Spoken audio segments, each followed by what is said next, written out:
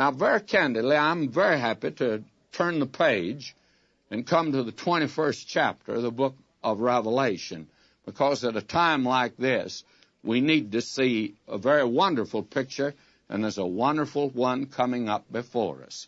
Eternity is unveiled here in chapter 21. A new heaven, a new earth, and a new Jerusalem, a new era, and the eternal abode of the Lamb's bride, and we will be then new creations in Christ Jesus, without the old nature that manifests itself so much today. Now we have the entrance here into eternity, and eternity is unveiled before us. And we have now the new heaven, the new earth, and the new Jerusalem here in verses 1 and 2. Now, if I may adopt a popular aphorism of the day, it can truly be said that this chapter is out of this world, and it certainly is. It hasn't anything in the world to do with the earth, except the first part of it, and we do see the eternal abode of the church. What really is heaven? There's so much today that is just sticky stuff and sentimental stuff. It's quite weepy when we talk about heaven.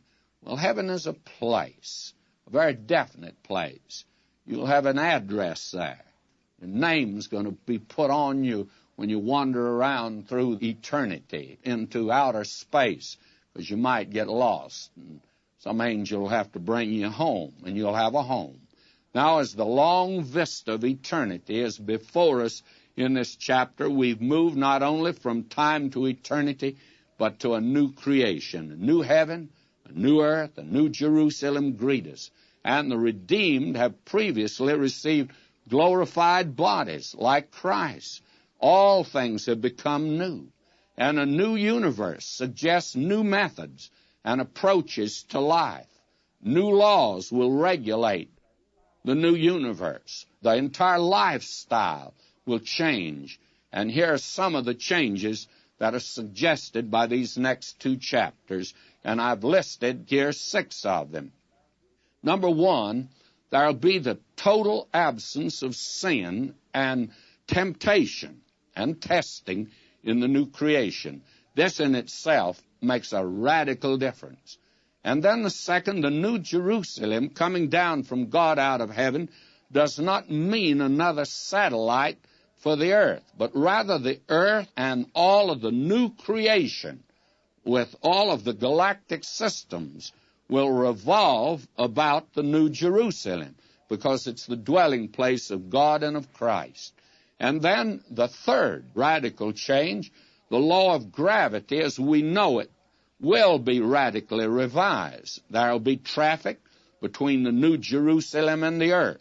Now, I do not think the earth dwellers, those saved in the Old Testament and in the Great Tribulation period and in the millennial period, are going to be able to leave this earth. But the church has already left the earth, and its dwelling place is the new Jerusalem.